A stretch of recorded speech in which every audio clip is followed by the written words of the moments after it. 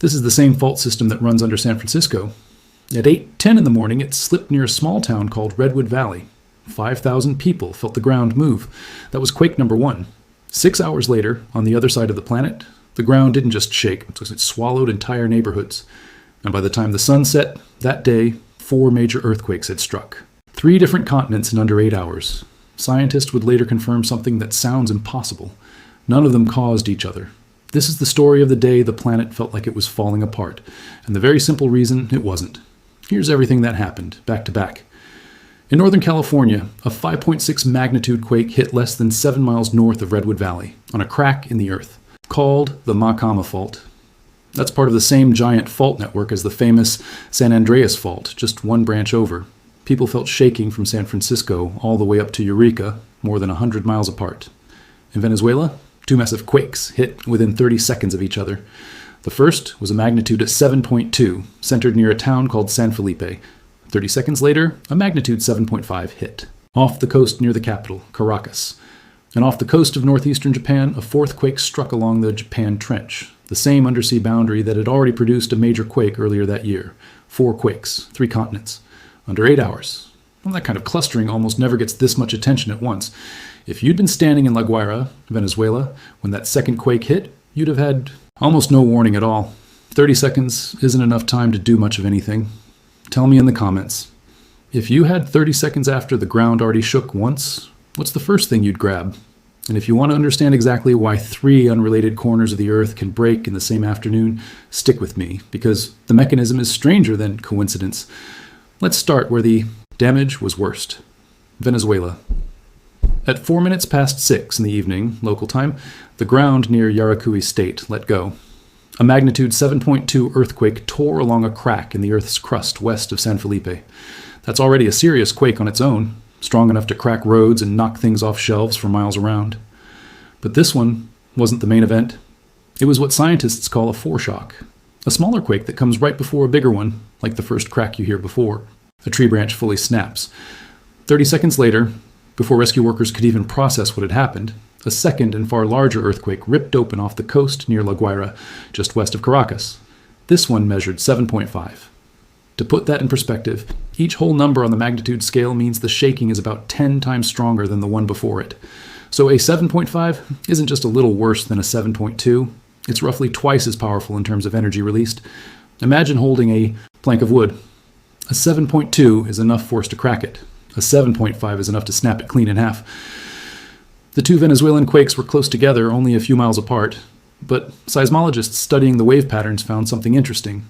They likely didn't come from the exact same crack in the ground. They came from 2 separate, nearby faults, and researchers believe the first quake put enough new stress on the second fault to trigger it almost immediately. Think of it like 2 dominoes standing close together. Knock over the first one, and the second one doesn't need much of a push to fall too. The damage that followed was staggering. In La Guaira, state alone, 8 out of every 10 buildings collapsed. Picture your own street. Now picture 8 out of every 10 houses on it gone. Confirmed deaths climbed past 5,500, with more than 16,000 injured and tens of thousands of people still unaccounted for weeks later. Disaster response teams from the U.S. Geological Survey ran an early damage model that warned the final death toll could end up more than double what had been confirmed so far. Analysts who study the region said the disaster exposed just how unprepared the country's infrastructure and emergency systems were for something this size. Buildings that should have been reinforced against shaking simply weren't, and aid was slow to reach the hardest hit neighborhoods.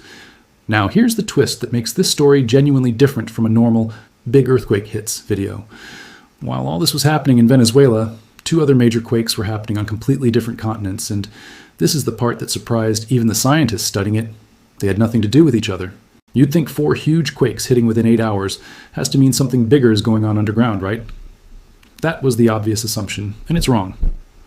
A geologist with the U.S. Geological Survey directly addressed this, telling reporters that the Venezuela quakes were connected to each other, but the California and Japan quakes were, in his words, most likely coincidental. Here's why that's true, even though it feels wrong. Earth's crust isn't one solid shell. It's broken into giant plates, like the cracked shell of a hard-boiled egg, and those plates are constantly grinding past each other in slow motion, all over the planet, all the time. California's quake happened on the Maacama Fault, part of the San Andreas system, where the Pacific plate is sliding sideways past the North American plate. Venezuela's quakes happened on a totally different set of cracks, where separate chunks of crust in South America are grinding against each other. And Japan's quake happened where the massive Pacific plate is diving underneath Japan in a process called subduction. Think of it like one moving sidewalk sliding underneath another one at an airport, except one of them is a giant slab of rock the size of a country, and it's not smooth. It's locked and jerking as it moves. These three locations are thousands of miles apart, sitting on totally separate cracks in the crust, with no physical connection between them. So when they all let go in the same 8-hour window, it wasn't a chain reaction circling the globe. It was closer to 3 unrelated kitchen timers, all happening to go off around the same time. They weren't talking to each other. They just happened to be set close together. Here's the one-line version you could repeat to a friend. The ground doesn't need a reason to agree with itself.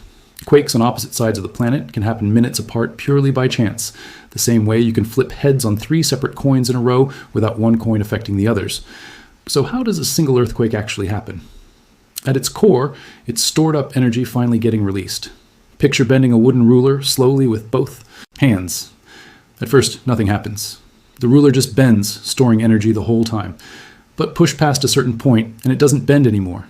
It snaps all at once, releasing all that stored energy in a fraction of a second. That's basically what's happening underground. 2 blocks of rock are jammed against each other along a fault line, and friction holds them locked in place while the plates keep trying to move. Stress builds up for years, sometimes centuries. Then, when the friction finally loses, the rock snaps and slides all at once, sending shockwaves through the ground in every direction. That shockwave is what you feel as shaking. The Japan quake worked a little differently because it happened at what's called a subduction zone, the Japan Trench, where the Pacific plate is sliding underneath Japan at a steep angle. Instead of 2 blocks grinding sideways past each other like in California, one giant slab is being dragged downward under another. When that locked boundary suddenly slips, it can shove a huge column of ocean water upward too, which is why subduction zone quakes are the ones most likely to trigger tsunamis. Earlier in the year, a similarly large quake had already struck the same stretch of the Japan Trench, a reminder that this particular undersea boundary has been unusually active. Now let's deal with the scary rumor this kind of story always kicks up. That 4 big quakes hitting in one day somewhere means the whole planet is waking up, that the crust is destabilizing everywhere at once, and more megaquakes are coming any day now, everywhere, all at once. This does not mean that. Earth sees dozens of magnitude 6 or higher. Earthquakes every single month, spread across every continent, constantly. Most of the time, they just don't happen close enough together in time to make international news on the same day. Statistically, with that many quakes happening globally all the time, clusters like this one are going to occur every so often, just by chance. It's the same reason that if you flip a coin enough times, you'll eventually get a run of 5 heads in a row, even though the coin has no memory of what it flipped before. What's real, and worth paying attention to, isn't a global pattern. It's the local risk in each of these specific places.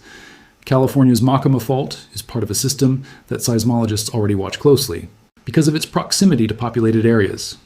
Venezuela now faces a long, difficult recovery, with engineers needing to figure out why so many buildings in La Guaira failed so completely, so the next quake doesn't repeat that same collapse pattern.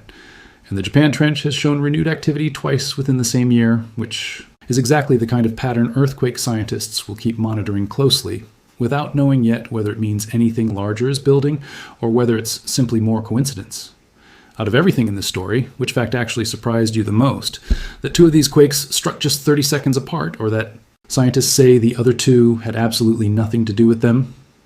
Tell me in the comments. I read every one. And if you want to understand the next unusual cluster of natural disasters before anyone else explains why it's happening, hit subscribe, because next time we're going back to the Japan Trench specifically to look at why this one stretch of ocean floor has now ruptured twice in a single year.